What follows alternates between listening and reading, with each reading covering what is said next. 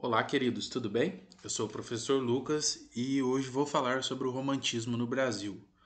Nós já estudamos o romantismo em Portugal e, como sempre, as ideias pipocaram na Europa e foram sempre trazidas então para a nossa cultura. Então, chega ao Brasil em meados de 1836 e se estende até 1881. Isso por conta das datas de publicações, ok? Então, no Brasil, o momento histórico em que ocorre o romantismo é conturbado. Em 1808, com a chegada da corte portuguesa ao país, fugindo de Napoleão Bonaparte, a cidade do Rio de Janeiro, que se tornou a sede do governo, passa por um processo de urbanização, tornando-se um campo propício à divulgação das novas influências europeias. Logo depois de sua chegada, instalou-se na cidade a Imprensa Nacional, o Banco do Brasil, o Jardim Botânico, a Biblioteca Nacional e a Escola de Belas Artes, por exemplo. A então colônia brasileira caminhava no rumo da independência. O que acontece aqui? A chegada da família real ao Brasil, ela descaracteriza, ela desconfigura totalmente a realidade brasileira, porque junto com a corte portuguesa, além das pessoas, eles trazem todos os costumes. Então, eles não se adaptaram à realidade brasileira, selvagem, virgem e intocada. Eles trazem os aspectos europeus para cá e adaptam a realidade brasileira aos costumes dele, ok? Então, trazendo a imprensa nacional, o Banco do Brasil, o Jardim Botânico, a Biblioteca Nacional e a Escola de Belas Artes, como exemplo aqui, eles vão trazer um pedacinho de Portugal, da elite portuguesa, e vão colocar ali para que eles pudessem viver numa terra tão estranha, tão diferente daquela que eles estavam acostumados a morar. Após 1822, cresce no Brasil independente o sentimento de nacionalismo. Guardem essa palavra. Busca-se o passado histórico, exalta-se a natureza da pátria. Na realidade, essas são características já cultivadas na Europa e que se encaixavam perfeitamente à necessidade brasileira de ofuscar profundas crises sociais, financeiras e econômicas. Como eu disse, sempre as ideias, os ideais, o modo de se fazer as coisas, os pensamentos eram importados da Europa. E calhou que esse sentimento de nacionalismo, essa necessidade por uma identidade própria, nacional, refugando aquilo que é de fora, veio a calhar com o momento que o Brasil passava.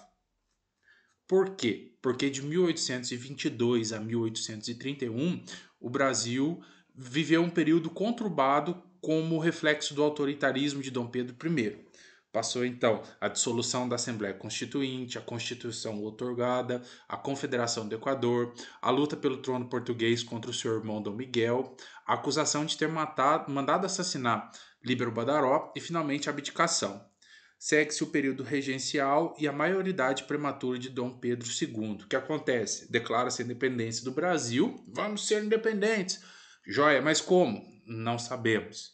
Então, como não foi algo planejado, estruturado, estudado para que isso acontecesse de forma gradual e bem fundamentado, como foi um passo dado de uma hora para outra, esse processo ele não começou a caminhar bem. Não se sabia como tomar os rumos, quais decisões seriam tomadas, que tipo de comando seria, e o Brasil aprendeu a duras penas como esse processo funciona. Então ele foi até pegar o ritmo e seguir uma estruturação, ele passou por vários problemas, ok? Tanto por incompetência como por falhas de planejamento mesmo.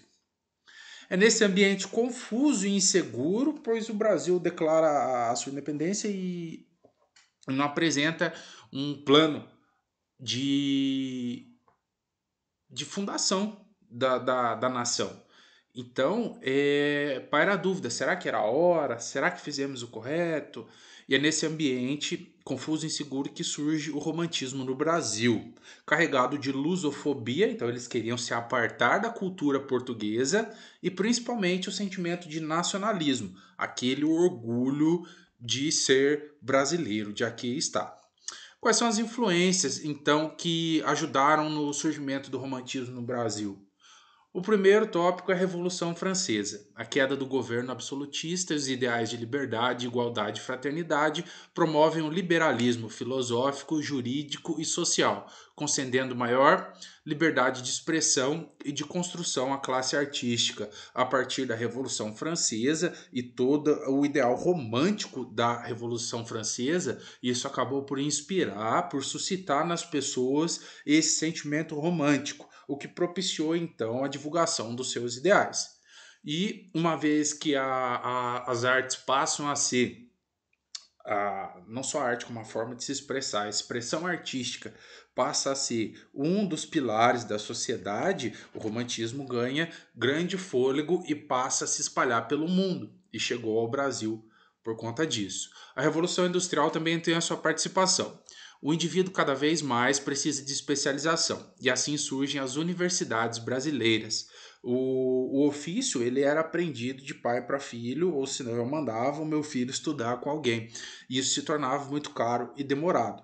A partir do desenvolvimento da indústria, eu passo a precisar de mão de obra qualificada, coisa que não existia em grande quantidade até então. Então as pessoas pararam para estudar os ofícios, elas pararam para aprofundar o seu saber.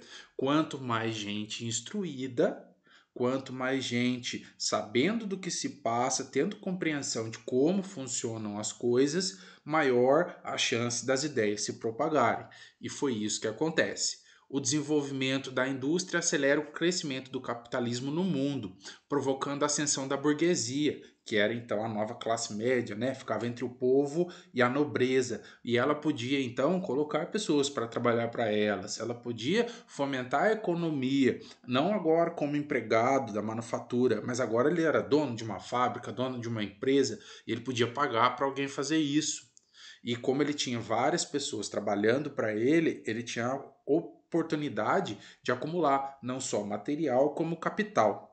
E tendo esse capital agora, podendo, conseguindo juntar esse dinheiro, eles passam o quê? A patrocinar as artes, porque as artes agora elas diziam muito dos ideais da Revolução Francesa, que beneficiava a classe burguesa. Então, eles passam a financiar as artes para que as ideias da revolução fossem reverberadas pela arte. Então, você começa a encontrar nas artes muitos assuntos políticos que diziam sobre a sociedade do momento. Outra coisa é a corte no Rio de Janeiro. Como eu já estava falando no começo, né? Começo da imprensa do Brasil, então quando eles trazem todo o aparato de divulgação de notícias e correios e gazetas, com o surgimento dos jornais surgem os romances em folhetins, que são exibidos diariamente em capítulos, sendo considerados os precursores das telenovelas. Então, nos jornais que tinham circulação diária, semanal, mensal, não sei como funcionava, nos diários, no finalzinho tinha uma área ali destinada aos folhetins, que eram histórias que eram publicadas em capítulos, em pedacinhos, no final do jornal.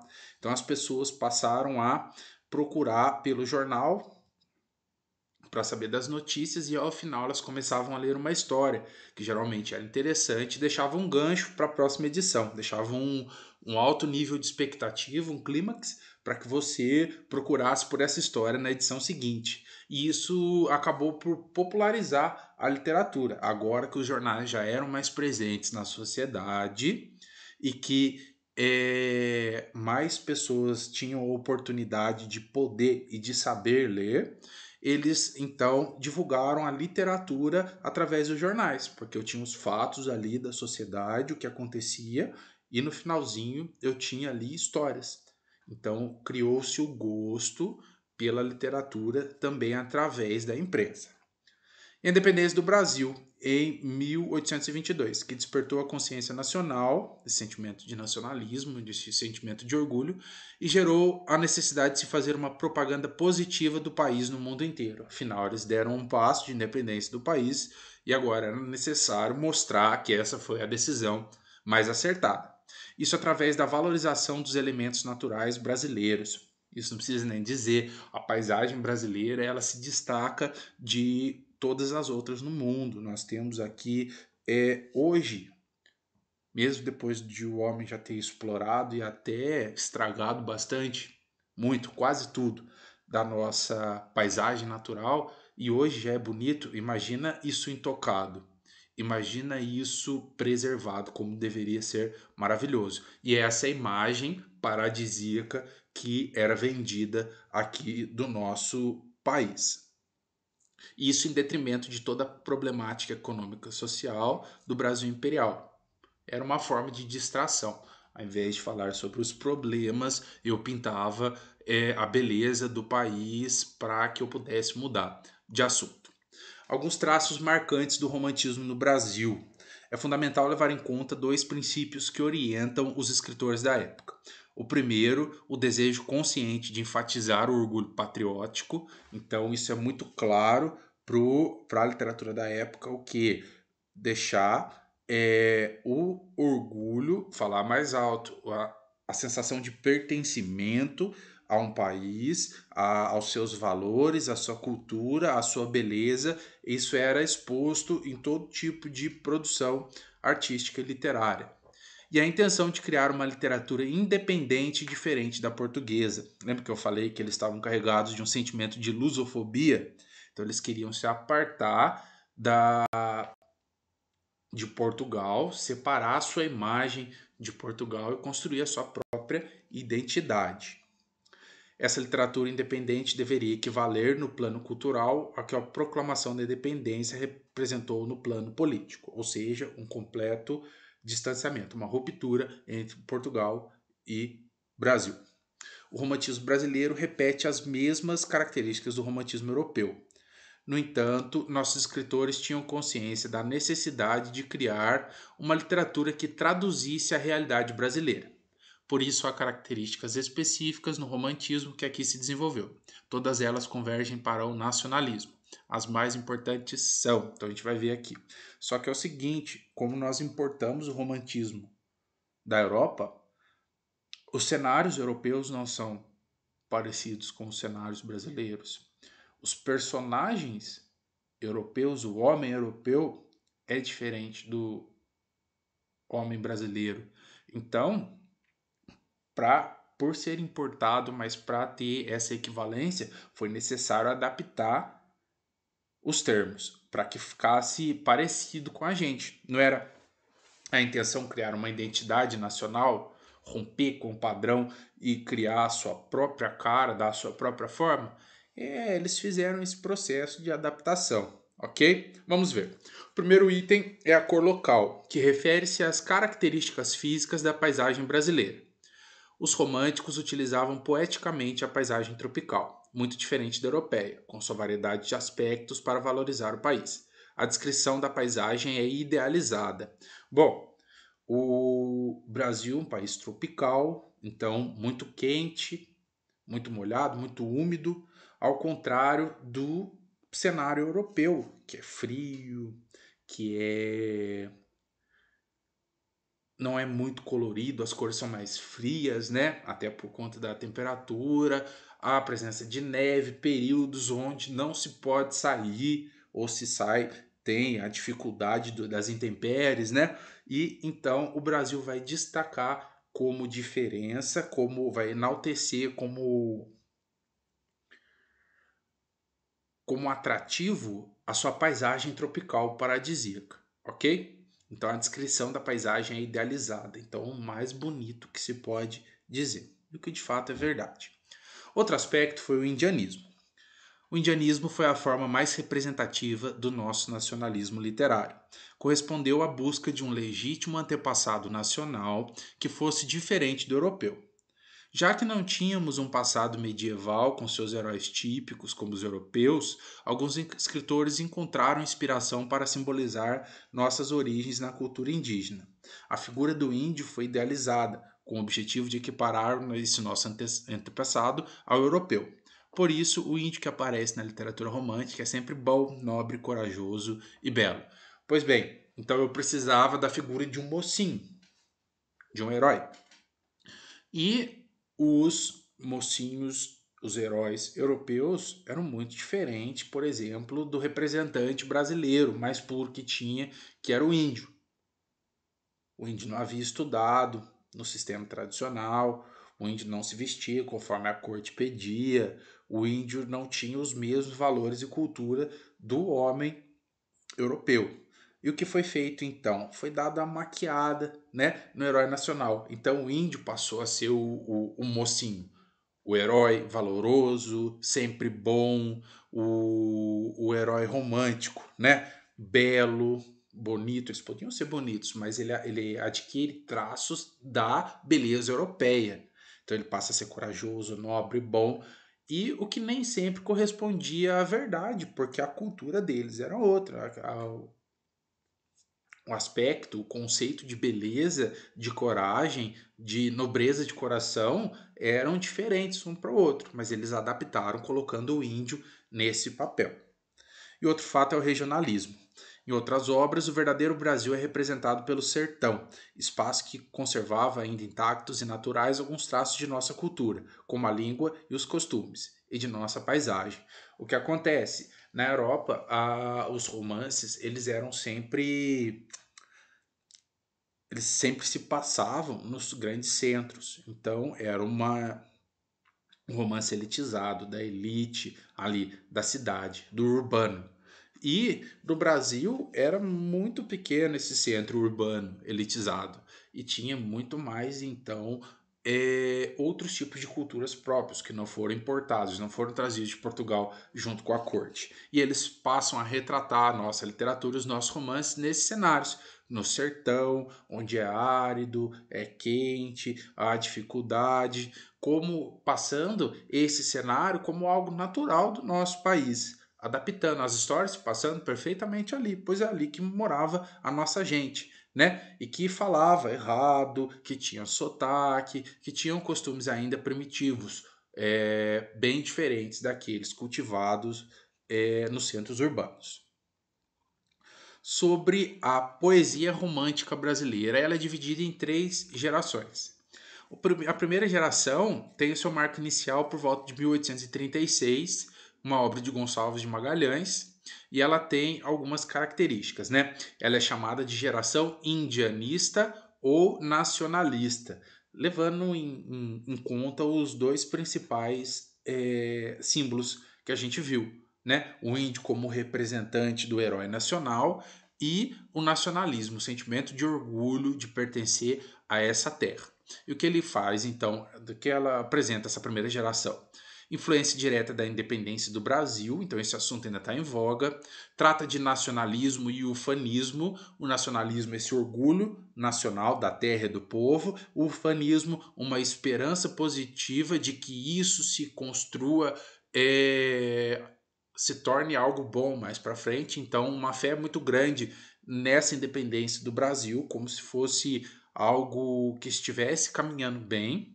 A exaltação à natureza, a cor local e a pátria, então, como já foram destacados, né, era muito presente as imagens da nossa natureza e da nossa pátria como aspecto positivo. Isso acrescentava à obra, porque era algo que não tinha na Europa. O indianismo, o índio como grande herói nacional, ele é o representante, ele é o mocinho da história, a história se passa então é, à sua volta. Sentimentalismo, então o romântico, né, do ideal, do pensamento, da causa é bem presente, e uma linguagem poética mais simples, perto do coloquial. Coloquial é o tipo de linguagem que nós utilizamos no dia a dia, sem precisar ficar se polindo muito. Então, a primeira geração é a geração que vai cooptar os leitores e também os escritores. Ela se apresenta dessa forma para poder ganhar o seu público, tá bom? Entre os seus principais poetas, o Gonçalves de Magalhães, o Gonçalves Dias e o Porto Alegre. Daí passamos para a segunda geração, como uma evolução, um segundo passo então do movimento romântico no Brasil. E essa segunda geração, ela é conhecida como ultrarromantismo ou mal do século. O mal do século, para quem não sabe, é a depressão, que é uma doença hoje conhecida, muito debatida, com tratamentos e tal, mas que nessa época era chamado de mal do século, porque ela começou a despontar, ela começou a aparecer nas pessoas e as pessoas não sabiam do que se tratava. Então, tomava isso por bobagem, por frescura, por dor de amor, era chamado de dor de amor. Você já teve dor de amor? Eu já tive dor de amor. É muito ruim ter dor de amor.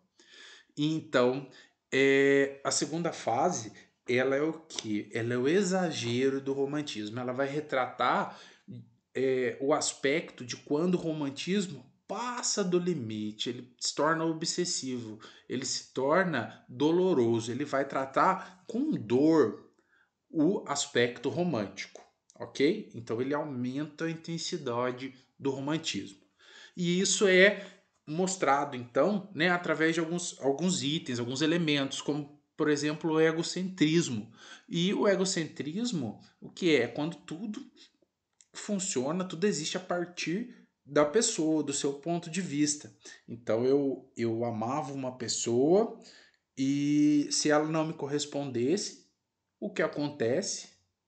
Você já não foi, você já não foi não correspondido?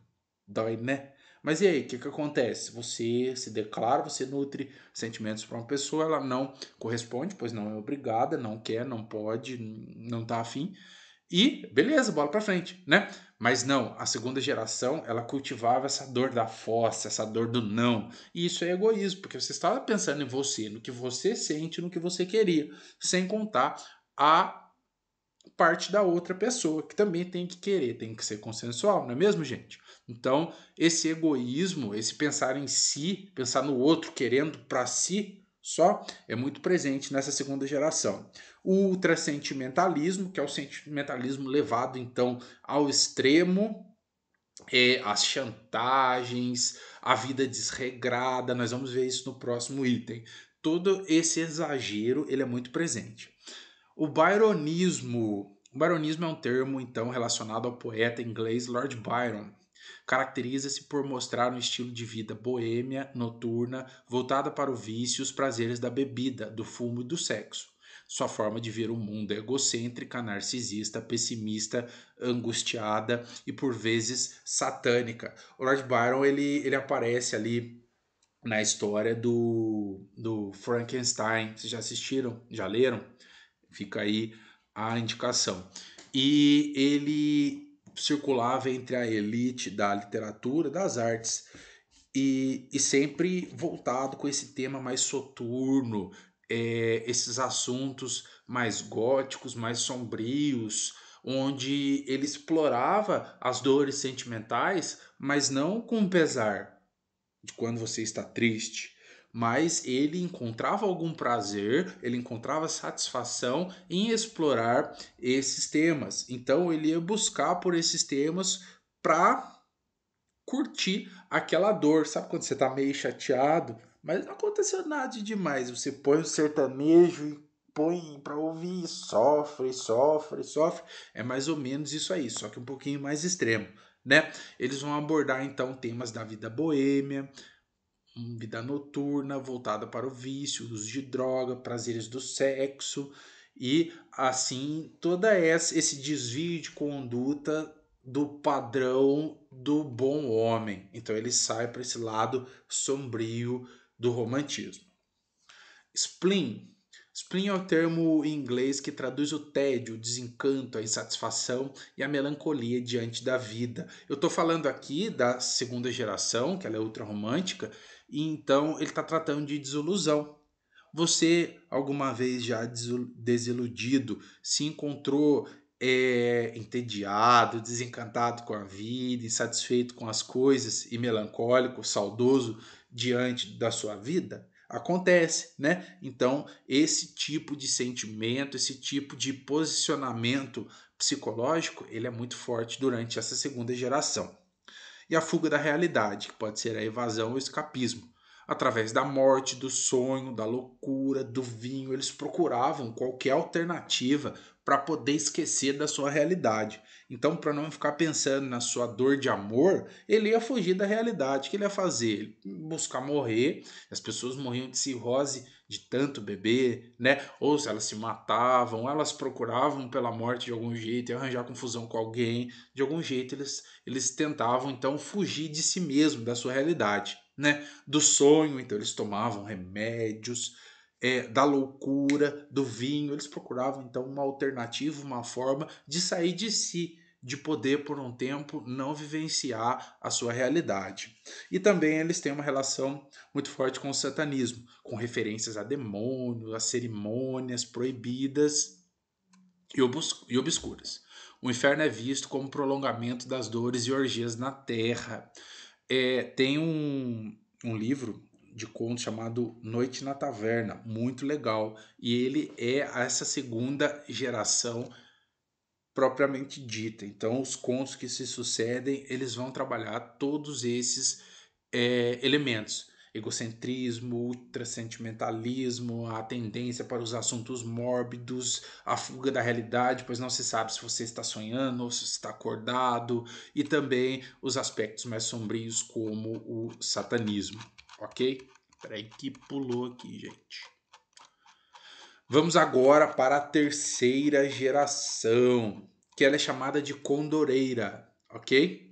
Porque essa terceira geração, ela é muito marcada, ela é muito clara nela, a luta pela liberdade, ok?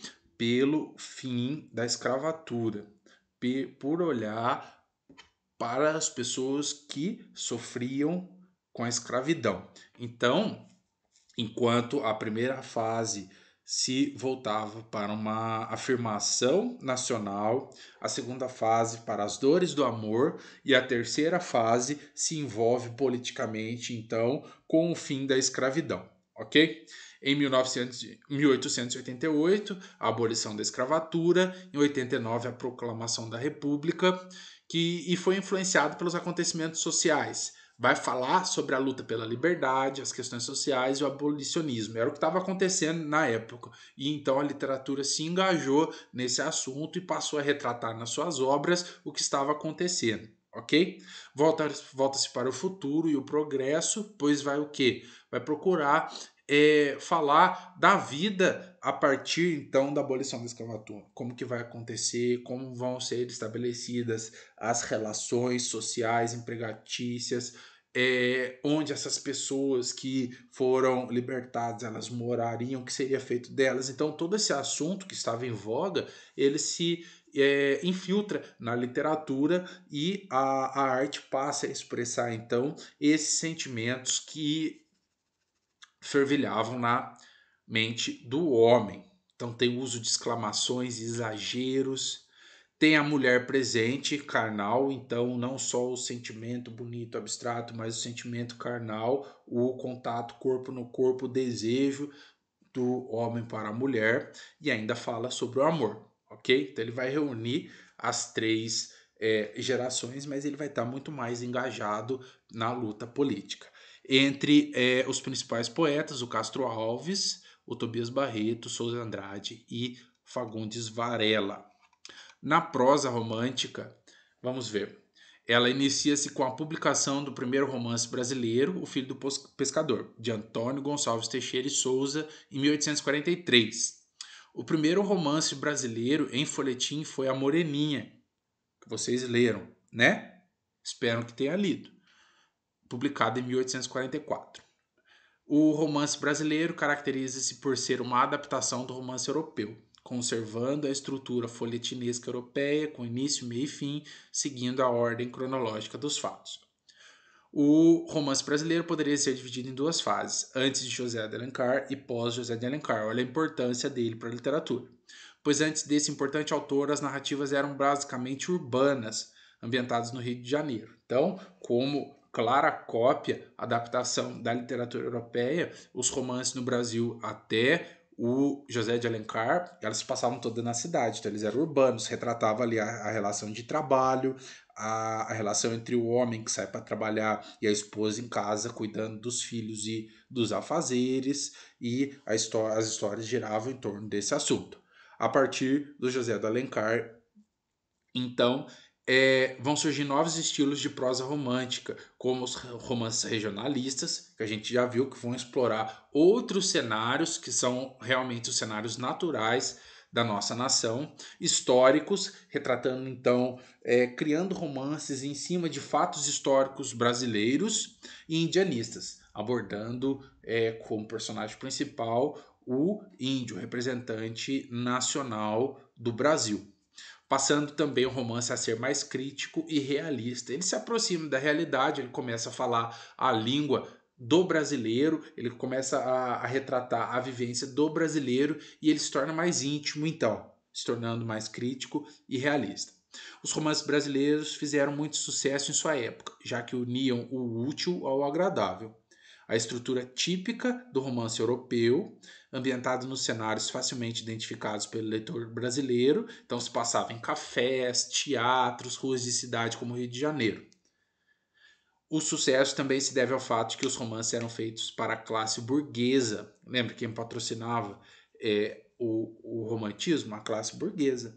Ressaltando o luxo, eles eram pagos para falarem bem dessa classe. Ressaltando o luxo e a pompa da vida social burguesa e ocultando a hipocrisia dos costumes burgueses. Por isso, pode-se dizer que, em geral, o romance brasileiro era urbano, superficial, folhetinesco e burguês. Ok? Então, até o José de Alencar, eles iam retratar os costumes da burguesia, as histórias urbanas que aconteciam ali num pequeno círculo social e que pouco representava a cultura e a identidade do brasileiro. E a partir do José de Alencar, eles vão passar a ser retratados e encontrar sua identidade, o que agrega muito no apelo, no interesse do brasileiro pela literatura, pois pela primeira vez ele começa a se enxergar nessas histórias.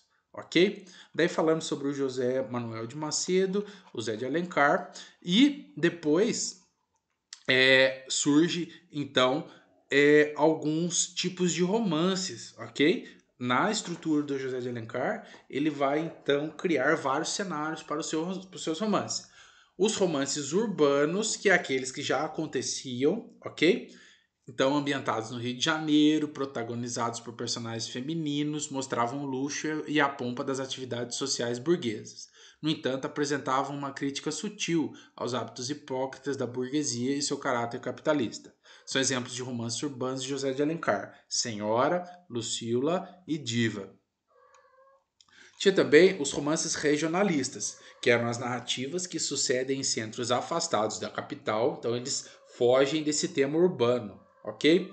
Ou seja, histórias que acontecem em lugares tipicamente brasileiros, mais pitorescos, menos influenciados pela cultura europeia, tem mais a cara do brasileiro. Apesar de José de Alencar narrar seus romances regionalistas com uma incrível fluência e suavidade, as histórias são superficiais devido ao fato do autor não viajar para as regiões que descreveu, mas pesquisar a fundo sobre elas. Então ele não tinha essa vivência, né? Ele não conhecia o lugar que ele estava narrando. E embora seja bem correspondente, não era tão intenso, pois ele não conhecia de fato. Basicamente são romances que procuram ser mais fiéis ao projeto de brasilidade e propaganda do Brasil independente. O objetivo é fazer propaganda aos próprios brasileiros, expondo a diversidade do país. Então ele tinha ali como objetivo desse romance regionalista mostrar os diversos cenários e povos que habitam o país. Também são representantes dele. Como exemplos de romance, temos o gaúcho, o sertanejo e o tronco de ipê. Ó, o gaúcho e o sertanejo, dois personagens distintos da população brasileira. São dois personagens, dois tipos de pessoas distintos da cultura brasileira. Então ele passa a relatar não só a vida na cidade, mas agora a vida do homem do interior, que passa dificuldade, que mora isolado, que tem outro hábito, né, muito diferente daquele que circula e foi importado de Portugal. Temos os romances indianistas, romances que revelam a preocupação de José de Alencar em exibir o índio como herói nacional. Olha aqui a representação do índio como o tipo brasileiro. Enquanto os autores românticos da Europa retratavam o saudosismo através de menções à época medieval, no Brasil Alencar procurou buscar na cultura indígena brasileira o passado fiel de nossa história. Então, lá na Europa, eles buscavam pelos seus antepassados para falar de honra, de falar de dinastia, de um legado, né, que era levado pelas famílias. Como no Brasil não se tinha conhecimento sobre isso, não tinha um passado muito definido, o que eles fizeram? Eles transformaram o índio, então, como um ser bom vindo de várias gerações. Então, eles construíram a história do índio, o que não representava a sua história oficial.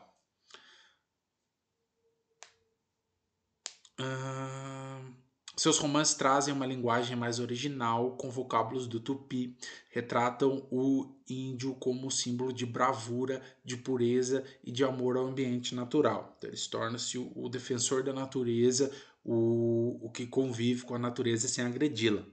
Pode-se dizer que suas narrativas tendiam ao estilo poético por entrelaçar o caráter básico da prosa com o lirismo do gênero poético. Então, ele misturava prosa e poesia. Em resumo, suas obras utilizam o indianismo como forma de revelar um conceito mais original de brasilidade e criar um projeto de língua brasileira. Nessa parte, então, eles utilizam a figura do índio e os temas que vão girar em torno dele, como a língua, eles exploram as línguas que os índios falam, a sua cultura, os seus assuntos, para criar a identidade, um projeto de língua brasileira. Dentre essas obras, o Guarani, o Birajara e Iracema, que vocês viram para mim. Não viram? Espero que tenham visto. E por último, os romances históricos, onde vai retratar a sociedade fidalga dos tempos coloniais. Então, eles vão tratar dos assuntos das pessoas que tomavam conta do Brasil para Portugal. E nessa modalidade narrativa, eles vão tentar reconstituir a atividade dessas pessoas no passado colonial. As datas e os fatos são pretextos para um enredo excessivamente movimentado. Persiste a intriga amorosa em que o herói se opõe ao vilão, a heroína não deixa de ser super idealizada. O bem triunfa sobre o mal. Então ele vai retratar ali a vida da corte, das pessoas que viviam na corte. Então todo aquele romance, aquele folhetim passado na corte com os assuntos da realeza, da nobreza, serão expostos nos romances históricos. E por fim temos a prosa gótica. A literatura gótica inicia-se no século XVIII na Inglaterra com a obra O Castelo de Otranto. Costuma-se destacar como algumas das principais características desse tipo de literatura os cenários medievais, então eles vão procurar no passado o melhor cenário que represente esse tipo de sentimento, esse tipo de expressão, que é a expressão gótica. E a arquitetura dos castelos, das construções medievais, elas foram góticas.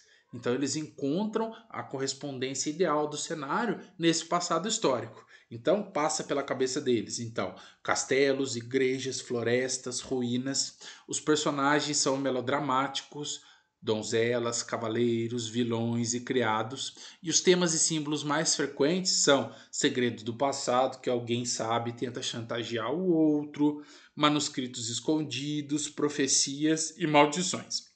Na literatura brasileira, os elementos da tradição gótica, como a morte, o ambiente noturno, o amor e o vampirismo, foram introduzidos por Álvares de Azevedo. Essa produção apresenta um caráter marginal. Por que marginal? Porque está fora do circuito que era considerado romantismo. Ele é direcionado, ele é específico para um público diferente, separado. Porque esses temas, esse tipo de produção, ele assustava as outras pessoas, ele causava repulsa. Então era muito específico o seu público, ok? Então ele era marginal, colocado à margem e rompe com os valores da sociedade. A produção gótico-romântica em prosa é representada pelas obras Na Taverna, Noite na Taverna, que eu falei para vocês, e Macário, que é uma peça teatral de Álvares de Azevedo. Beleza? Terminamos aqui então o Romantismo no Brasil. Espero que vocês tenham gostado. Quem puder se inscreve aí, deixa o joinha, ativa o sininho, comenta, dá uma sugestão e, em caso de dúvida, deixa o seu comentário aí também. Tá joia? Um abraço e até a próxima. Tchau!